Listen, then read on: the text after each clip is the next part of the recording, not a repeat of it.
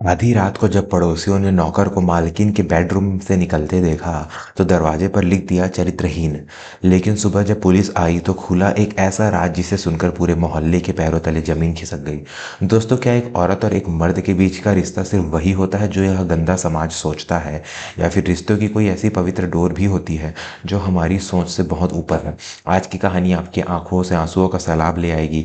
अगर आप भी मानते हैं कि इंसानियत आज भी जिंदा है तो इस वीडियो को अभी लाइक करें और चैनल को सब्सक्राइब करें। कमेंट में जय श्री कृष्ण लिखना ना भूलें। तो चलिए कहानी शुरू करते हैं। बनारस के पुराने घाटों से थोड़ी दूर एक विशाल और पुरानी हवेली थी, सुमित्रा विला। यह हवेली जितनी खूबसूरत थी उतनी ही रहस्यमयी भी। इस हवेली की मालकिन थी सुमित्रा देवी, उम्र लगभग 55 वर्ष, लेकिन चेहरे पर एक ऐसा तेज और अनुशासन था कि बड़े बड़े लोग उनसे नजरें मिलाने से डरते थे।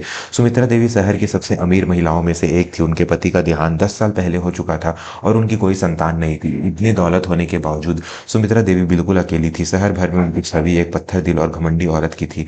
कहा जाता था कि सुमित्रा देवी को गरीबों से सख्त नफरत है। अगर कोई भिखारी उनकी गाड़ी के पास आ जाता तो वे शीशा चढ़ा लेती थी। उसी हवेली में काम करने आया था रघु, 25 साल का एक नौजवान लड़का, सीधा साधा, चेहरे पर गरीबी की मायूसी लेकिन आंखों में ईमानदारी। रघु अपनी बीमार माँ के इलाज के लिए गांव से शहर आया था। उसे पैसों की सख्त जरूरत थी। जब उसे पता चला कि सुमित्रा देवी को एक घर में काम करने वाले और देखभाल करने वाले की जरूरत है तो वह डरते डरते वहां पहुंचा। पहले दिन ही सुमित्रा देवी ने रघु को चेतावनी दी थी, देखो लड़के, मुझे घर में जरा सी भी गंदगी पसंद नहीं है, और हाँ, मेरी निजी जिंदगी में झांकने की कोशिश मत करना। तुम्हारा काम सिर्फ घर की सफाई और बागबानी है। मेरे कमरे के आसपास भी मत भटकना। रघु ने सिर झुकाकर जी मालकिन कहा और काम पर लग गया। रघु बहुत मेहनती था। वह सुबह 5 बजे उठता, पूरा बगीचा साफ करता, घर चमकाता और फिर सुमित्रा देवी के लिए नाश्ता बनाता। लेकिन सुमित्रा देवी कभी उसकी तारीफ नहीं करती थी। वे हमेशा उसे डांटती रहती, रघु, चाय में चीनी कम है, रघु, यह गुलदस्ता टेढ़ा क्यों रखा है। रघु चुपचाप सब सुन लेता। उसे बस अपनी तनख्वाह से मतलब था ताकि वह अपनी माँ की दवाइयाँ खरीद सके। समाज और पड़ोसी जिनका जिनका काम ही दूसरों के घर में ताक झांक करना होता है, उनकी नजरें इस हवेली पर गड़ी थी। पड़ोस में रहने वाली मिसेस वर्मा और उनकी मंडली को सुमित्रा देवी की दौलत पर और अकेलेपन से बहुत जलन थी। वह अक्सर पार्क में बैठकर बातें बनाती थी। अरे सुना तुमने, सुमित्रा ने उस जवान लड़के को काम पर रखा है। जवान लड़का और अकेली औरत, दाल में कुछ काला लगता है। दूसरी औरत हंसते हुए कहती, अरे काला नहीं, पूरी दाल ही काली है। बुढ़ापी में जवानी का शौक चढ़ा है, देखना कुछ ना कुछ गुल जरूर खिलेगा। समय बीतता गया। रघु को काम करते हुए 6 महीने हो गए। धीरे धीरे रघु ने महसूस किया कि सुमित्रा देवी वैसी नहीं है जैसी दुनिया सोचती है। अक्सर रात को रघु सुनता कि सुमित्रा देवी अपने कमरे में किसी से बातें कर रही है या शायद रो रही है। एक दिन रघु सफाई कर रहा था, तभी उसने देखा कि सुमित्रा देवी एक पुरानी तस्वीर को सीने से लगाकर बैठी है। यह तस्वीर एक छोटे बच्चे की थी। रघु की आहट सुनकर सुमित्रा देवी ने तुरंत आंसू पोंछ ली और कड़क आवाज में बोली, तुम यहाँ क्या कर रहे हो, जाओ अपना काम करो। उस दिन रघु को समझ आ गया कि इस गुस्से के पीछे एक बहुत गहरा दर्द छुपा है। दोस्तों, कहानी में असली तूफान उस काली रात को आया जिसने सबकी जिंदगी बदल दी। सावन का महीना था और बाहर मूसलाधार बारिश हो रही थी, बिजली कड़क रही थी। घड़ी में रात के 2 बज रहे थे। पूरा शहर नींद में था, लेकिन सुमित्रा विला के पड़ोसी जाग रहे थे। मिसेस वर्मा को खटपट की आवाज सुनाई दी। उन्होंने अपनी खिड़की से झांका। सुमित्रा देवी के बेडरूम की बत्ती जल रही थी। तभी उन्होंने एक परछाई देखी। कोई सुमित्रा देवी के बिस्तर के पास खड़ा था। अरे देखो देखो, मिसेस वर्मा ने अपने पति को जगाया। वो नौकर रघु, वो सुमित्रा के बेडरूम में क्या कर रहा है इतनी रात को। बिजली कड़की और खिड़की के पर्दे पर 2 परछाइयां एक दूसरे के बेहद करीब दिखाई दी। पड़ोसियों के लिए यह किसी मसालेदार फिल्म से कम नहीं था। फोन घूमने लगा, व्हाट्सएप ग्रुप पर मैसेज चलने लगे। मैंने तो पहले ही कहा था ये औरत चरित्रहीन है, नौकर के साथ रंगरेलियां मना रही है। हाय राम, उम्र का भी लिहाज नहीं है। बेटे की उम्र का है वो लड़का। पूरी रात मोहल्ले वालों ने पहरा दिया। सुबह के 4 बजते ही जब रघु थका हारा पसीने से लथपथ मुख्य द्वार के दरवाजे से बाहर निकला ताकि दवाई लेने जा सके तो मोहल्ले के 4-5 लोगों ने उसे घेर लिया। कहाँ से आ रहा है बे? एक आदमी ने रघु का कॉलर पकड़ लिया। रघु घबरा गया। साहब, वो मालकिन की तबीयत। चुप कर, मिसेस वर्मा चिल्लाई। तबीयत का बहाना मत बना, हमने सब देखा है। रात भर तू उसके कमरे में था, शर्म नहीं आती तुम दोनों को?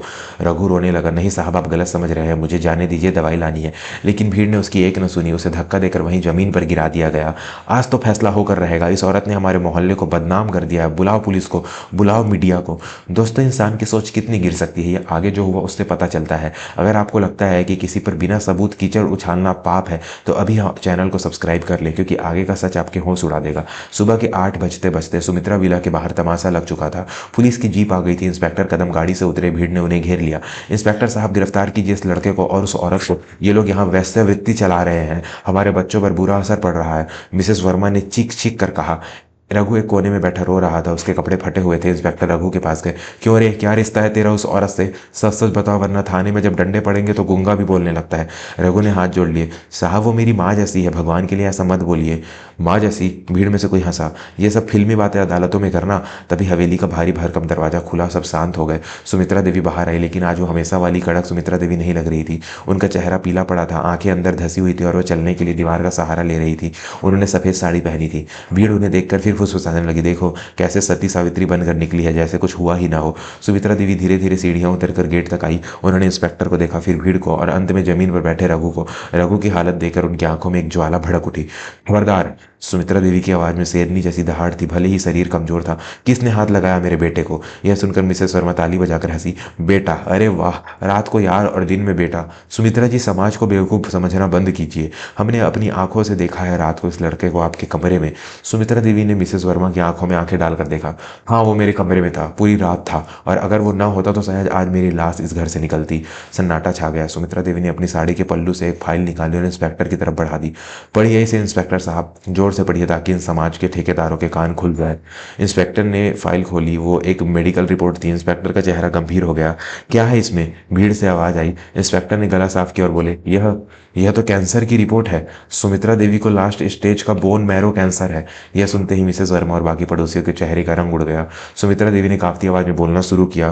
पिछले 10 सालों से मैं इस बीमारी से अकेले लड़ रही थी। मेरा पति मर गया, मेरी कोई संतान नहीं थी, मेरे पास दौलत थी, लेकिन एक गिलास पानी देने वाला कोई नहीं था। दर्द से जब मैं रातों को चीखती थी तो मेरी चीखें इस हवेली की दीवारों में दफन हो जाती थी। तुम पड़ोसियों को मेरी चीखें कभी सुनाई नहीं दी, लेकिन मेरी दौलत हमेशा दिखाई दी। सुमित्रा देवी की आंखों से आंसू बह निकले। वो रघु के पास गई और उसके सिर पर हाथ रखा। कल रात मुझे बहुत भयानक दर्द उठा। ऐसा लग रहा था जैसे मेरी हड्डियां टूट रही हो। मैं बिस्तर से गिर गई थी, मेरे मुंह से झाग निकल रहा था। अगर रघु ने मुझे नहीं संभाला होता तो मैं मर चुकी होती। इसने पूरी रात जगकर मेरे पैर दबाए, मेरी उल्टी साफ की, मुझे बच्चों की तरह चम्मच से पानी पिलाया। जब तुम लोग बाहर खड़े होकर मेरे चरित्र का पोस्टमार्टम कर रहे थे, तब यह लड़का यमराज से मेरे प्राण छीन रहा था।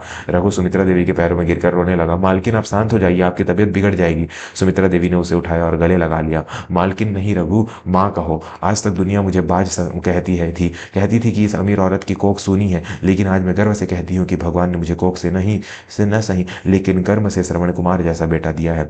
फिर सुमित्रा देवी ने इंस्पेक्टर की तरफ देखा। इंस्पेक्टर साहब, मैं अपनी वसीयत तैयार करवा चुकी हूँ। मेरे मरने के बाद मेरी सारी संपत्ति, यह हवेली, मेरा बैंक बैलेंस, सब कुछ रघु के नाम होगा, क्योंकि जब मेरे अपने रिश्तेदारों ने मेरा साथ छोड़ दिया, समाज ने मुझ पर उंगलियां उठाई, तब इस नौकर ने इंसानियत का फर्ज निभाया। मिसेस वर्मा और वहां खड़े सैकड़ों लोग अब नजरें नहीं मिला पा रहे थे।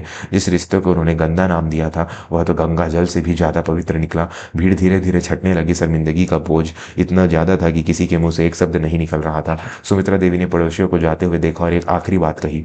याद रखना, किसी के घर का दरवाजा देखकर उसके अंदर की कहानी मत गढ़ लेना। और औरत और मर्द का रिश्ता सिर्फ बिस्तर का नहीं होता, कभी कभी वो आत्मा का भी होता है। आज तुमने एक विधवा और एक गरीब पर कीचड़ नहीं उछाला, आज तुमने अपनी ही गंदी मानसिकता का प्रदर्शन किया है। उस दिन के बाद सुमित्रा विला बदल गया। अब वहां सन्नाटा नहीं था। रघु ने सुमित्रा देवी की आखिरी सांस तक सेवा की। 2 साल बाद जब सुमित्रा देवी का निधन हुआ तो उनकी अर्थी को कंधा रघु ने ही दिया।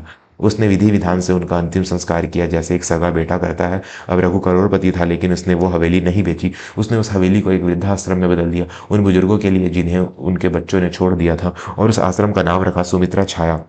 दोस्तों, यह कहानी हमें सिखाती है कि देखने में और सच में बहुत फर्क होता है। समाज के पास जुबान तो है, लेकिन देखने के लिए दिल नहीं है। रिश्ते खून से नहीं, एहसास और सेवा से बनते हैं। रघु गरीब जरूर था, लेकिन उसका दिल किसी भी अमीर से बड़ा था। आपको यह कहानी कैसी लगी? क्या रघु ने सही किया? अपनी राय कमेंट में जरूर लिखें। अगर इस कहानी ने आपके दिल को छू लिया है तो वीडियो को लाइक करें और अपने परिवार के साथ शेयर करें, ताकि समाज की सोच बदल सके। चैनल को अभी सब्सक्राइब कर दे।